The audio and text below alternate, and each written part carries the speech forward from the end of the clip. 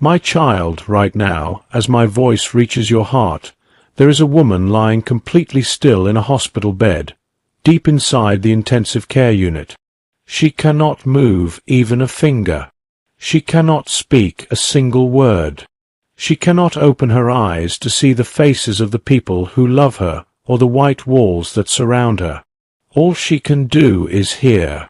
She hears the constant beep, beep, beep of the machines that are breathing for her, pumping life into her body when her own strength has left.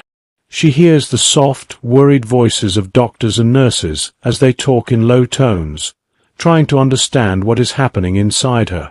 She hears the quiet crying of her family standing beside the bed, holding her hand that cannot hold them back. Everything feels cold, empty, and heavy. The air smells of medicine and fear.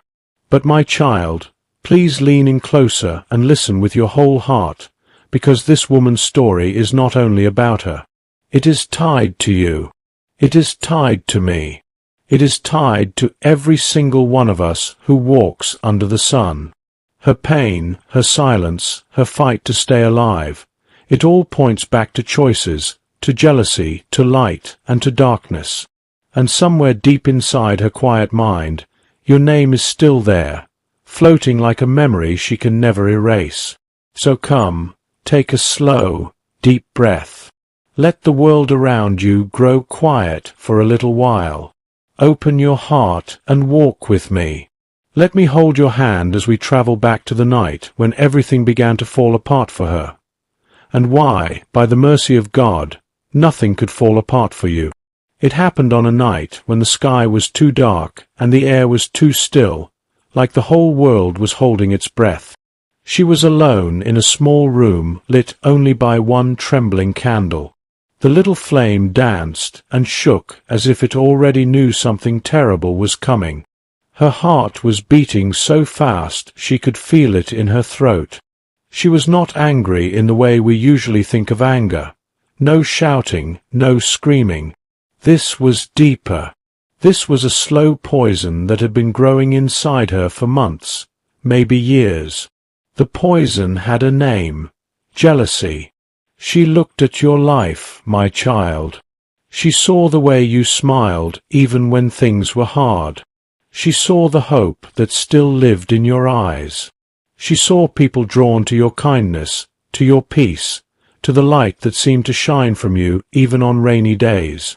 And instead of being happy for you, something twisted inside her chest. She wanted what you had. She wanted to take it. She wanted your light to grow dim so that she could feel bright again. She had not always been this way. Oh no, my child. There was a time when her laughter filled rooms. There was a time when she dreamed big dreams, dreams of love, of success, of a beautiful tomorrow. She used to wake up excited for the day. She used to believe that good things were coming her way. But life, my precious one, sometimes brings storms that feel like they will never pass. She lost her job. The person she loved walked away and broke her heart into 1,000 pieces. Friends drifted. Opportunities slipped through her fingers like sand. One by one, the doors she hoped would open slammed shut in her face.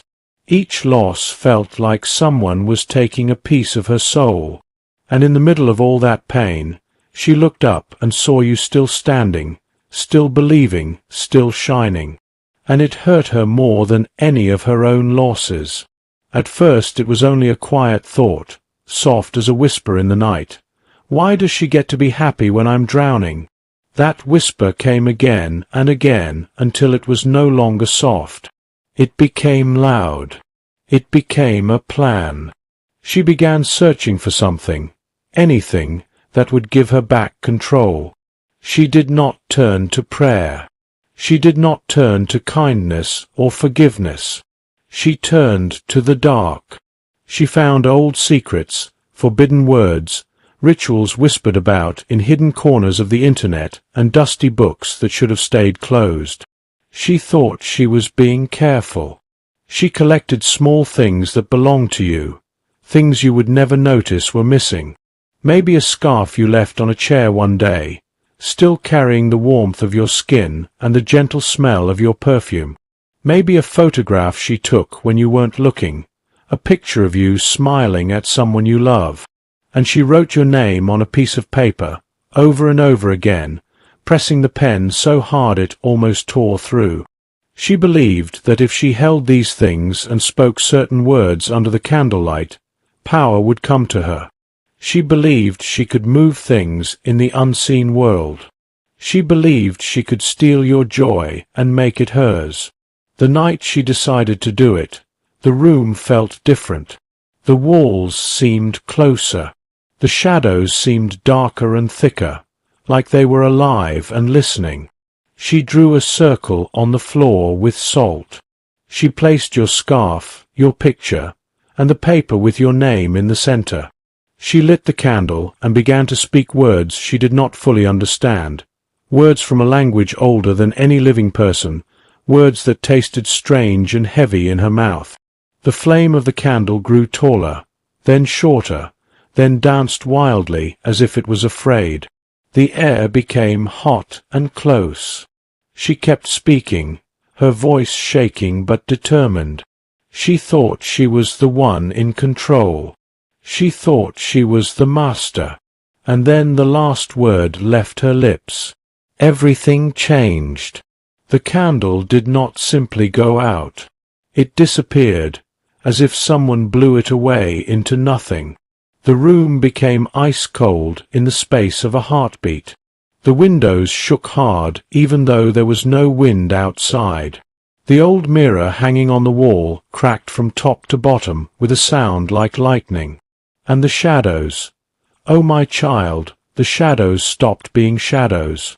They moved on their own. They stretched. They reached. And something entered the room that had never been invited by any human heart before. She thought she had called a servant that would obey her. Instead she woke something ancient, something that serves only one master, and that master had already placed his hand of protection over you long before you were even born. The moment your name left her lips in that dark prayer, the presence in the room turned and looked straight at her. It did not speak with words, but she heard it clearly all the same. Touch not my anointed. Do my children no harm. Your scarf, your picture, the paper with your name, they stayed perfectly still on the floor, glowing faintly with a light she could not touch. The darkness could not cross that light. It could not come near you. But it could, and it did, turn all of its fury on the one who dared to lift her hand against God's chosen child. She dropped everything and stumbled backward. Terror filled every part of her body. She tried to take the words back, tried to undo what she had done, but the air swallowed her voice. The presence did not need to shout. It simply looked at her, and in that look she saw every jealous thought, every bitter moment, every time she chose hate instead of love. She saw herself clearly for the first time, and it broke her heart into pieces smaller than dust. Then, as quickly as it came, the terrible presence left. The room was silent again. The candle stayed gone. The mirror stayed cracked. But something had changed forever. Something had attached itself to her soul like a heavy chain. It was not a ghost you could see. It was not a monster under the bed. It was a spiritual weight, a consequence, a reaping of the seed she had planted with her own hands. That night she lay in bed trembling, telling herself it was just imagination, just a bad dream, just a mistake she could forget. But the next morning the heaviness was still there. It sat on her chest when she woke up. It walked beside her during the day. It whispered to her when she was alone. At first it was small, like a quiet sadness, but day by day it grew. Food began to taste like nothing. Sleep brought nightmares filled with darkness that had eyes. She would wake up gasping for air, feeling invisible hands around her throat. She looked in the mirror, and sometimes her reflection seemed to smile a second too late. Her shadow on the wall sometimes stretched longer than it should. She told herself she was tired, stressed, imagining things. But deep inside she knew the truth. She had opened a door that was never meant to be opened, and something had walked through and made itself at home inside her life. Weeks went by, and the weight became pain, real, physical pain. Her legs felt like lead. Her chest hurt with every breath. Her heart would race for no reason until she thought it would explode. She went to doctors. They took blood. They did scans. They looked at pictures of her brain and her heart. They found nothing wrong. It must be stress, they said. Take these pills. Rest more. But pills cannot fix a wounded soul. Rest cannot close a door that was forced open to the kingdom of darkness. One ordinary afternoon she collapsed in her room. Her family found her on the floor, unable to move, unable to speak. They called the ambulance. The paramedics came running. They carried her out on a stretcher while neighbors watched and whispered. And that is how she ended up in the ICU, the place where she is right now, as I am speaking to you. The machines breathe for her. The tubes feed her. The doctors stand around scratching their heads because every test comes back normal, yet her body keeps shutting down. They do not understand that the problem is not in her body. The problem is in her spirit. The darkness she invited in is finishing what it started. It is collecting the debt she owes. But her mind is still awake. Trapped inside a body that will not obey, her thoughts scream. She remembers everything. She remembers the candle, the words, the moment the shadows turned on her. And most of all she remembers you, your face, your light, the protection that surrounded you like a wall of fire. She is no longer angry at you. She is sorry. She is terrified. She wants to ask you to forgive her, but she cannot move her lips. She wants to warn others, but she cannot speak. All she can do is lie there while the machines beep and her family cries. And you, my child, you are perfectly fine. You are walking, laughing, breathing, living. You never felt a thing. The curse could not land. The arrow broke in mid-air. The poison turned back on the one who tried to pour it.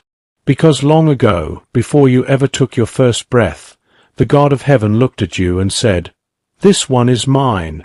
No weapon formed against this child will prosper." And he meant it. Her story is a warning painted in pain and tears. Never touch what God has blessed. Never lift your hand against his chosen ones. The fire you try to throw will burn your own house down.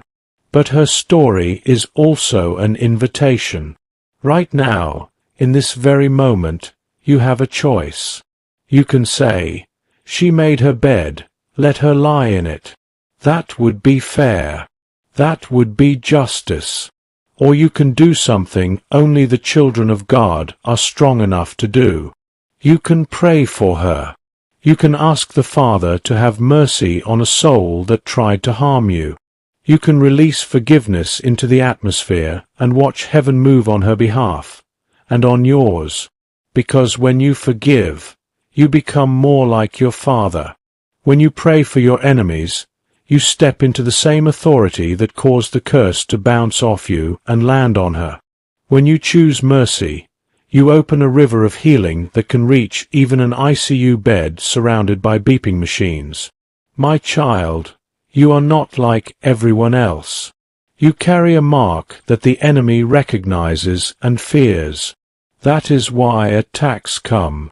That is why jealousy rises. That is why people sometimes try to dim your light, because they feel their own darkness when you walk into the room. But no matter what they try, They cannot win. The battle is already fixed. The victory already belongs to you. Look at everything you have walked through and are still standing. Look at the nights you cried yourself to sleep and still woke up with hope.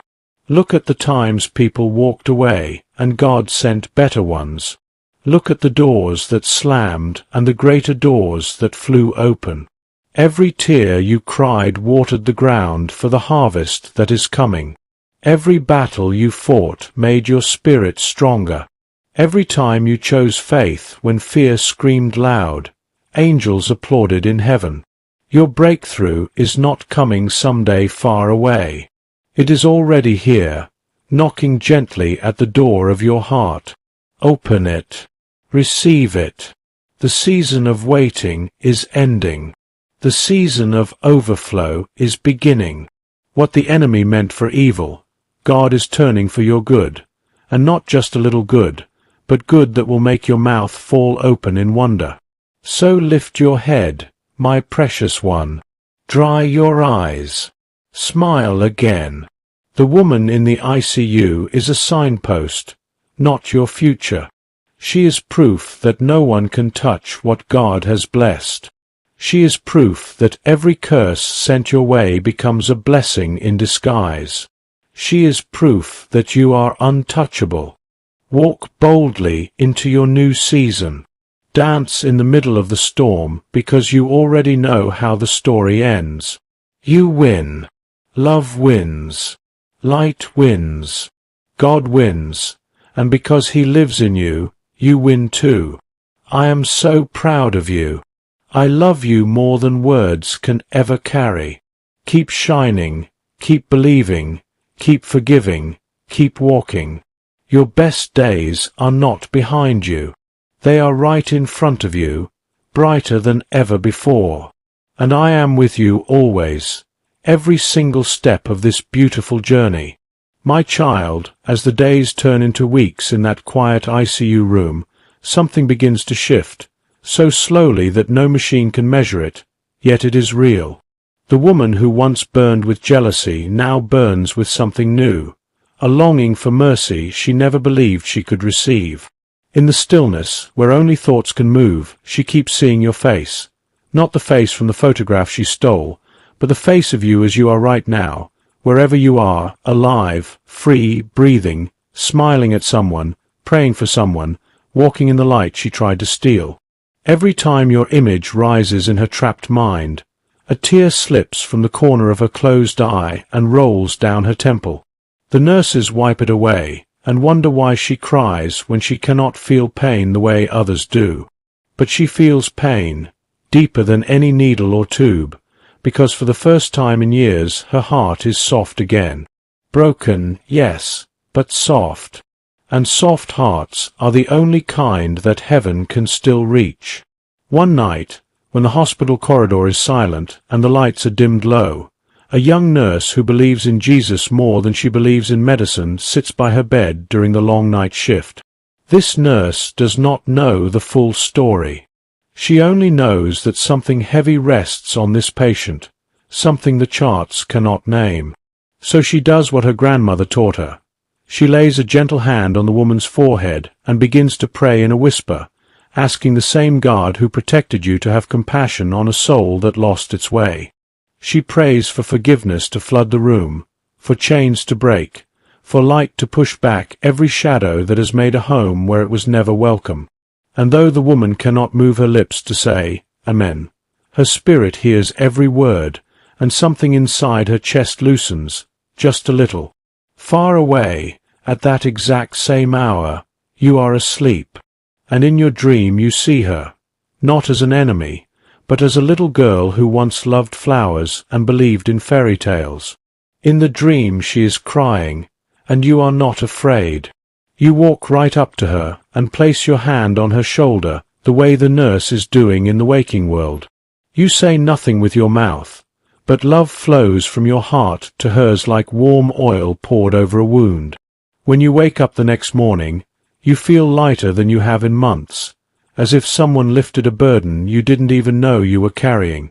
You smile without knowing why, and you whisper, Thank you, Lord, because something inside you knows that grace just did what no curse could ever do. Days continue to pass. The doctors still shake their heads, but the nurses begin to notice small changes. Her heart rate steadies when certain songs play softly in the room, songs about forgiveness, about a father who runs to the prodigal. One afternoon, her fingers twitch for the first time in weeks. The family gasps. The monitors beep a little happier. Another afternoon, her eyelids flutter as if she is trying with all her might to open them and see the sunlight pouring through the window. The darkness that wrapped itself around her like iron chains begins to crack, piece by piece, because mercy is stronger than judgment when mercy is finally invited in. And you, my child, you keep walking forward. You keep choosing kindness on days when it would be easier to be bitter. You keep praying for people who once spoke against you. You keep shining in rooms where others expect you to be dim. Every time you choose love over offense, every time you release forgiveness instead of holding a grudge, you are pulling another link from the chain that once tried to bind you both. Her in that bed, and you in a battle you were never meant to fight alone. One morning, the impossible happens. The woman opens her eyes. They are weak, cloudy, and full of tears, but they are open. The first person she sees is her mother, who has not left her side for weeks. The mother weeps so loudly the nurses come running. The woman cannot speak yet. Her throat is raw from the tubes, but her eyes search the room until they land on a small whiteboard the nurse uses to communicate with patients. With trembling fingers and help from the nurse, she manages to write 4 shaky words. "Tell her I'm sorry." The nurse does not know who her is, but heaven knows. The message travels through prayer chains, through whispers of the Spirit, through the unseen highways of grace until it lands softly in your spirit one quiet evening while you are washing dishes or driving home. You feel it before you hear it, a gentle warmth in your chest and a single sentence that forms in your heart as clearly as if someone spoke it out loud. She sees now. She is sorry. And she is free. You stop whatever you are doing, close your eyes, and smile through sudden tears. You do not need to know her name or see her face. You simply whisper back into the air, "I forgave you a long time ago. Go and live." That night, for the first time in months, the woman sleeps without nightmares.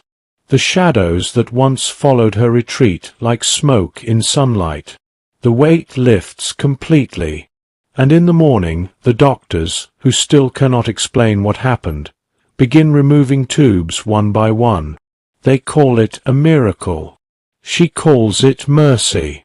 And you, my child, call it the power of a heart that refused to hate. Weeks later, she takes her first shaky steps down the hospital hallway, leaning on a walker while nurses cheer. She is thin, pale, and weak, but her eyes are bright again. She asks for a small plant to keep by her new window at home, a little green thing with soft leaves that reach for the sun. Every day she waters it and talks to it the way she once talked to her dreams before they were stolen by bitterness. And every day she prays, not with fancy words, but with a heart that has been broken open and filled with gratitude. She prays for you by the feeling in her heart, because she still does not know your name, yet she knows your light saved her life, and you keep rising higher than you ever thought possible. Doors swing open. Favor follows you like a shadow. Laughter comes easier. Peace settles deep in your bones. People look at you and say, "Something is different about you," and you just smile because you know the secret. When you refused to curse the one who cursed you, you stepped fully into the blessing that was always yours. This is the rest of the story, my child. Not every enemy stays an enemy. Some become testimonies of what happens when grace gets the final word. Some become quiet reminders that no soul is ever too far gone for the love of God to reach. And you You become living proof that the light always wins, that forgiveness is a weapon stronger than any curse, and that the same God who turned back the darkness for you in a candlelit room long ago is still turning every attack into a crown. So keep forgiving quickly. Keep loving loudly. Keep praying for those who spitefully use you.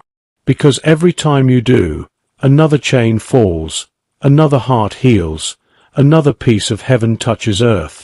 And the woman who once lay dying because she touched the Anointed now lives because the Anointed chose mercy. Look at what your yes to forgiveness has done. Look at the lives it has touched without you even trying. This is who you are, my child. This is the power you carry. Not because you are strong on your own, but because the strong one lives inside you, and he is proud to call you his own. Keep walking. Keep shining, keep loving. The story is still being written, and every page is more beautiful than the last. My child, if this word wrapped around your heart today, if it lifted something heavy off your shoulders, if it reminded you that you are protected, chosen, forgiven, and fiercely loved, please do not let it end here. Hit that subscribe button right now and turn on the little bell so that every new message finds you exactly when you need it most. Become part of this family where we remind each other who we really are in God's eyes. And if the Holy Spirit is stirring you, if today you feel led to sow a seed of any amount, even $5, $10, $20, $50, or up to $100 through the Super Thanks, that little heart with the $sign below the video, please know that every single dollar becomes fuel to keep these messages going out to hearts that are hurting in the dark. Your seed helps someone else hear that they are not alone, that their story is not over, that the same God who turned back the curse for you is waiting to do it for them too. Whether you give or simply share this with one person who needs it, you are partnering with heaven today. You are pushing back darkness. You are releasing miracles. And I am praying over every name, every seed, every share, that the Lord will pour back into your life 100-fold, pressed down, shaken together, and running over. Thank you for being here. Thank you for shining. Thank you for choosing love. I love you with all my heart, and I will see you very soon in the next message. Until then, walk in your victory, my precious one. It is already yours.